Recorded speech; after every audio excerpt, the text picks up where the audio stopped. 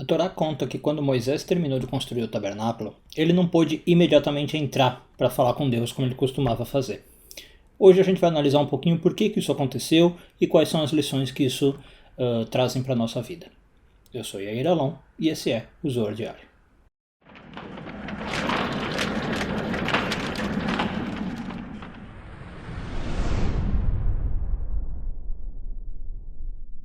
Essa semana continuamos a ler a porção de Vaikra, hoje focando nos parágrafos 24 e 25 do Zohar. Estamos já no segundo ano de leitura. O finzinho do livro do Êxodo, tá? Ele relata que Moisés acaba de construir o tabernáculo, que era o local mais sagrado na terra, onde Deus propriamente ia habitar, e narra que essa santidade era tão grande, mas tão grande, que nem Moisés, né, com toda a sua altura espiritual, conseguia entrar. Então os finzinhos do Êxodo, os versículos finais, descrevem como o tabernáculo ficou pronto, Moisés viu a nuvem de Deus descendo, essa é a expressão que a Bíblia usa, e a nuvem preencheu todo o tabernáculo, então Moisés não podia entrar. E o livro de Levítico, né, o livro de Vaikra, aliás, que é o nome em hebraico, começa justamente falando que Moisés então é chamado à tenda, o tabernáculo. Ou seja, tem uma mudança radical, né, de Êxodo para Levítico. Deus aparece no começo de Levítico e fala: agora Moisés, pode vir falar comigo. Bom, o que aconteceu aqui nessa passagem? Vamos entender um pouquinho.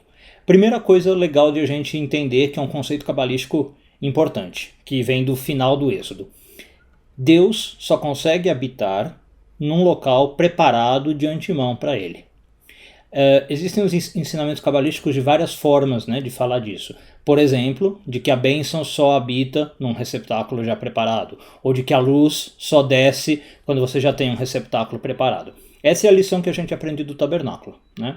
Eu primeiro preciso ter todo o trabalho de preparação do tabernáculo, que a gente chama na Kabbalah de receptáculo, para que depois a santidade, Deus, a luz, né, aquilo que tem de mais puro, possa descer. Então, falando em termos humanos, o que significa isso? Eu não consigo receber bênçãos, eu não consigo receber luz espiritual se eu não tiver o meu receptáculo interno preparado, né? Tem muitas pessoas que perguntam isso: por que eu não tenho bênçãos? Por que não acontecem coisas boas na minha vida? Às vezes você não está com o receptáculo preparado. A luz quer entrar, mas ela não tem onde. É mais ou menos essa a ideia. É que nem você falar assim: olha, eu quero beber água. Bom, se você quer beber água, você tem que vir comigo, para mim, com um copo, com algum recipiente, com uma garrafa onde eu posso pôr a água para você beber. Nem que seja a mão, vai, não é o melhor dos recipientes, mas pelo menos tem um recipiente onde eu posso jogar água. Se você não tiver nada, eu não consigo te dar água. É mais ou menos essa a ideia. Agora, mesmo quando o recipiente fica cheio, a gente vê que Moisés não consegue entrar de primeira, né? Mesmo, como eu falei, com o nível espiritual que Moisés tinha, o santuário estava pronto, o tabernáculo estava pronto e Moisés não consegue entrar. Por que depois ele conseguiu? O Zohar explica para nós que ele teve a ajuda dos anjos. Então, aí, num segundo momento, né, ele conseguiu, com a ajuda dos anjos, ir abrindo os caminhos para entrar no tabernáculo. Mais especificamente, o Zohar fala que ele teve a ajuda do arcanjo Michael, que a gente falou no vídeo de ontem. Em português o pessoal chama de Miguel.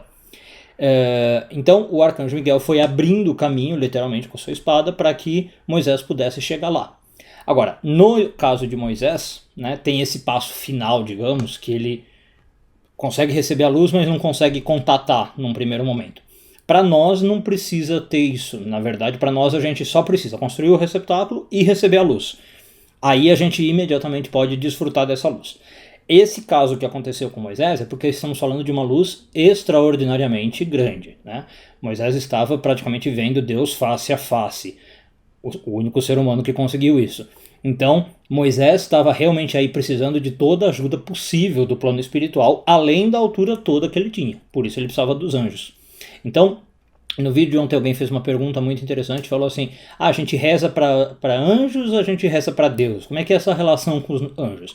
A gente reza sempre para Deus, tá? A gente não precisa ficar rezando para anjo, invocando o anjo. Tem rituais para invocar anjos? Tem. Você pode pedir ajuda e proteção de um anjo? Pode, mas você tem que lembrar que você pode também pedir diretamente para Deus, Tá? E essa é a preferência da Kabbalah, vamos falar diretamente com Deus.